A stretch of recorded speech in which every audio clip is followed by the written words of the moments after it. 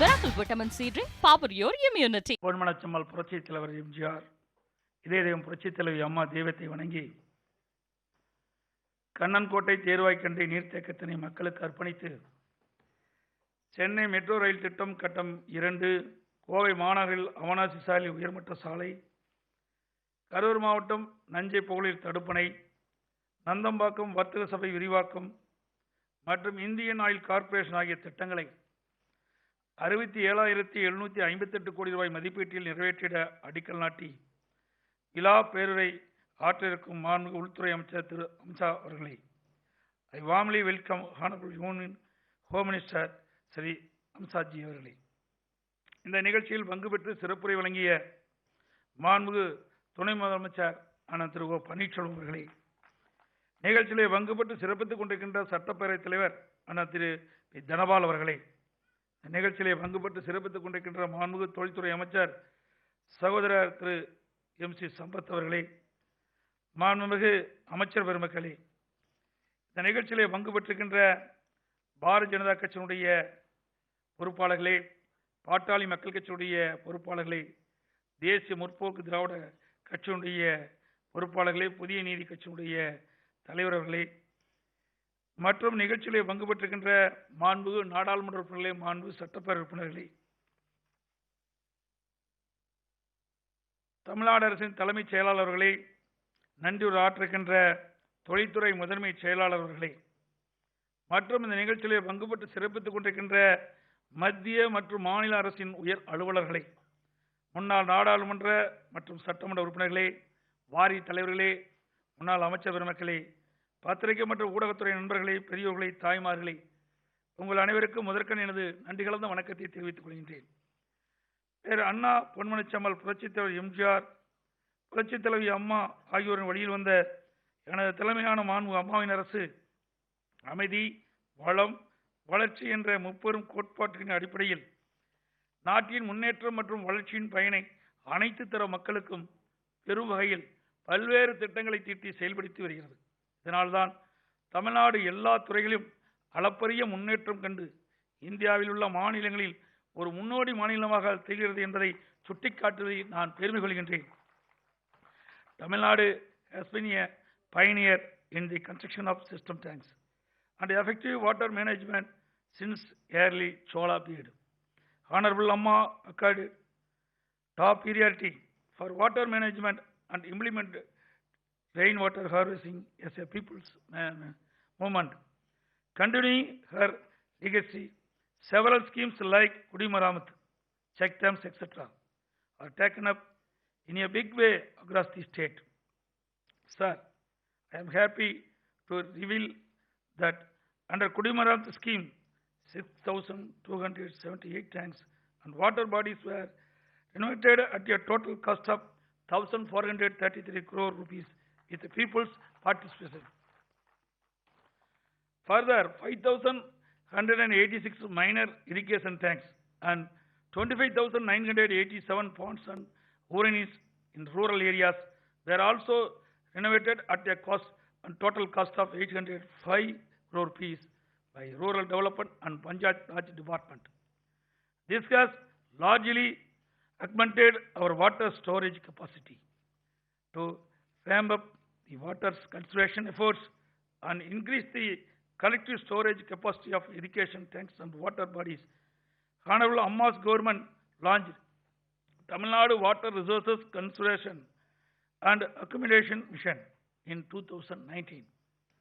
Moreover, to prevent rainwater from draining unnecessarily into the sea and to ensure its availability for drinking water, agriculture needs and for groundwater recharge, I have sanctioned 1,000 crore rupees for construction of check dams across rivers and streams over a period of 3 years. In the last 2 years, 160 check dams have been constructed by Public Works Department and many more are being constructed. Further, 42,635 small check dams were constructed at a cost of 959 crore rupees by Rural Development and Panchayat Raj Department. These initiatives yielded tremendous results with a significant increase in groundwater level and water storage, thereby increasing the crop coverage area. The widespread rains during southwest and the current northeast monsoon periods have greatly improved the storage level in all the water bodies which are renovated in the last 4 years. Due to the meticulous planning in the desilting channels in the delta area. After I opened the shutters of Mettu Dam for Kuruvai cultivation on June 12th, the water reached the tail and end areas 10 days earlier than usual.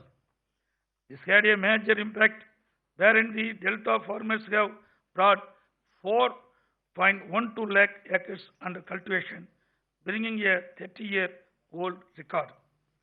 Due to this, Tamil Nadu has achieved a record procurement of 32 lakh metric ton of paddy. புதிய வீராணம் திட்டத்தினை செயல்படுத்தி சென்னை மக்களின் தாகத்தை தீர்த்து வைத்தவர் மாண்பு புரட்சித் தலைவி அம்மா அவர்கள். கண்ணன்கோட்டை தேர்வாக்கண்டி நீர்த்தேக்கத்தினை அமைத்து சென்னையின் குடிநீர் தேவையை பூர்த்தி செய்ய திட்டமிட்ட மாண்பு அம்மாவின் கனவை மாண்பு அம்மாவின் அரசு கொள்ளிடம் ஆற்றின் குறுக்கே ஆதனூர் குமாரவங்கத்தில் கதவணை என பல்வேறு நீர்வள ஆதார திட்டங்களை நிறைவேற்றி வரும் ஒரே அரசு மாண்பு அம்மாவின் அரசுதான். தமிழ்நாடு முழுவதும் மழைநீர் சேகரிப்பு மற்றும் நீர் மேலாண்மை திட்டங்களை சிறப்பாக செயல்படுத்தியதன் மூலம் இன்று தமிழ்நாட்டில் நிலத்தடி நீர்மட்டம் உயர்ந்துள்ளது. வரும் பருவ காலங்களில் நிலத்தடி நீர் மற்றும் மேலும் அதிக அளவு உயர வழிவகை செய்யப்பட்டுள்ளது. மேற்கண்ட முயற்சிகளால் தான் மத்திய அரசு 2019-2020 ஆண்டிற்கான நீர் மேலாண்மை திட்டங்களை இந்தியாவிலேயே சிறப்பாக செயல்படுத்திய முதல் மாநிலம் தமிழ்நாடு தேர்வு செய்து தேசிய விருதை வழங்கியுள்ளது. The initiatives in water management and conservation was recognized by the Minister of Jal Shakti, Government of India, and recently Tamil Nadu was awarded the first place in the country for the year 2019-2020. Karur மற்றும் நாமக்கல் மாவட்ட மக்களின் நீண்ட நாள் கோரிக்கையினை நிறைவேற்றும் வகையில் காவிரி ஆற்றின் குறுக்கே நஞ்சை பகுதியில் 1140 மீட்டர் நீளத்திற்கும் 3 மீட்டர் உயரத்திற்கும் 406 கோடி ரூபாய் மதிப்பீட்டில் கதவணை அமைக்க இன்று அடிக்கல் நாட்டப்பட்டுள்ளது. இதன் மூலம் 0.8 டிஎம்சி தண்ணீரை சேமிப்பதோடு 4041 ஏக்கர் நிலங்கள் பாசன வசதி பெறும். Respected sir, I request you to consider extending necessary support of speedy approval of important projects initiated by the state government, like Narandai Valley Kaveri, Godavari Kaveri river linking, Kaveri Vaigai Gundar river linking, etc., which are pending approval by Government of India. In this regard, I am submitting a memorandum to you, sir. மாண்பு புரட்சித் தலைவி அம்மா அவர்கள் சென்னை மாநகரத்தை உலகத்தரத்துக்கு இணையாக மேம்படுத்த பல்வேறு துறையின் சார்பில் திட்டங்கள் வகுத்து செயல்படுத்தினார்கள். மாண்பு புரட்சித் தலைவி அம்மா அவர்களின் வழியில் செயல்படும் அம்மாவின் அரசும் மாண்பு அம்மா அவர்களின் எண்ணங்களை நிறைவேற்றுகின்ற வகையில் சென்னை மெட்ரோ ரயில் திட்டத்தை மிகுந்த முனைப்புடன் செயல்படுத்தி வருகிறது. 54 கிலோமீட்டர் நீளத்திலான சென்னை மெட்ரோ ரயில் திட்டத்தின் கட்டம் 1 தற்போது சென்னை பெருநகர் பகுதியில் பெருகி வரும் போக்குவரத்து நெரிசலுக்கு போதாது என்பதை உணர்ந்து மாண்பு அம்மாவின் அரசு 61,843 கோடி ரூபாய் மதிப்பீட்டில் 118.90 கிலோமீட்டர் நீளத்திலான சென்னை மெட்ரோ ரயில் திட்டத்தின் 2ஆம் கட்டத்தை செயல்படுத்த முடிவு செய்தது. இந்த 2ஆம் கட்டத்தில் மாதவரம் முதல் சிப்காட் வரையில் ஒரு வழித்தடமும், கலங்கரை விளக்கு முதல் பூந்தமல்லி புறவழிச்சாலை வரை ஒரு வழித்தடமும், மாதவரம் முதல் ஆலத்தூர் வழியாக சோழிங்கநல்லூர் வரை ஒரு வழித்தடமும் உள்ளது. மேற்கண்ட அனைத்து வழித்தடங்களும் அமைப்பதற்கு வெளிநாட்டு நிதியுதவி இறுதி செய்யப்பட்டுள்ளது. The phase 1 of Chennai Metro Rail Limited has been a successful joint venture of the Government of India and Government of Tamil Nadu with equal equity participation. Therefore, I request the Honorable Union Home Minister to facilitate sanction of phase 2 of Chennai Metro Rail project at an estimate cost of 61,843 crore rupees under 50-50 joint venture partnership basics between Government of India and Government of Tamil Nadu, as was done for phase 1. சாலை போக்குவரத்தினை மேம்படுத்துவதில் மாண்புமிகு அம்மாவின் அரசு தொடர்ந்து கவனம் செலுத்தி பல்வேறு திட்டங்களை செயல்படுத்தி வருகிறது. இன்று அடிக்கல் நாட்டப்பட்ட கோயம்புத்தூர் மாநகரம் அவனாசி சாலையில் கோல்ட்வின்ஸ் முதல் உப்பிலிபாளையம் வரை உயர்மட்ட சாலை வழித்தடம் அமைய உள்ள சாலையானது கோயம்புத்தூர் மாநகருக்கு மிக முக்கியமான சாலையாகும். இச்சாலையில் பல பள்ளிகள், கல்லூரிகள், மருத்துவமனைகள் மற்றும் விமான நிலையம் அமைந்துள்ளதால் எப்போதும் போக்குவரத்து நெரிசலுடன் காணப்படுகிறது. எனவே இந்த உயர்மட்ட சாலை வழித்தடம் அமைந்தால் போக்குவரத்து நெரிசல் மிகவும் குறையும். இத்திட்டத்திற்கு 1621 கோடி ரூபாய் மதிப்பீட்டில் நிர்வாக ஒப்புதல் வழங்கப்பட்டு இன்று அடிக்கல் நாட்டப்பட்டுள்ளது. Sir, Tamil Nadu is the most favored destination for investments in the country. I am happy to inform that my government has signed 55 MOUs in the current financial year with an investment of 40,719 crore rupees, providing employment of over 65,000 persons. The fact that this was achieved during the COVID pandemic makes it extra special. Corona தொற்றினால் ஏற்பட்ட பாதிப்பிலிருந்து பொருளாதாரத்தை மீட்டெடுக்கும் தமிழ்நாடு மக்களின் வாழ்வாதாரத்தை பாதுகாக்கும் வண்ணம் கவனத்துடன் ஊரடங்கை அமலாக்குவதிலும் தமிழ்நாடு அரசு மிகுந்த எச்சரிக்கையுடன் செயல்பட்டு தமிழ்நாடு தொழில் முதலீட்டுக் கழகத்தின் மூலம் கோரஸ் என்ற புதுமையான திட்டத்தை செயல்படுத்தி இதுவரை 1202 சிறு குறு மற்றும் நடுத்தர தொழில் நிறுவனங்களுக்கு 138 கோடி ரூபாய் அளவிற்கு பிணையில்லா கடன்களை தமிழ்நாடு அரசு வழங்கியுள்ளது. I must congratulate and thank the central government for starting the national economic recovery through multiple stimulus packages. Tamil Nadu benefited immensely from the steps taken by Government of India for post-COVID economic recovery. I am happy to inform the Honorable Home Minister that Tamil Nadu stands second in the country in providing assistance under the Emergency Credit Line Guarantee Scheme.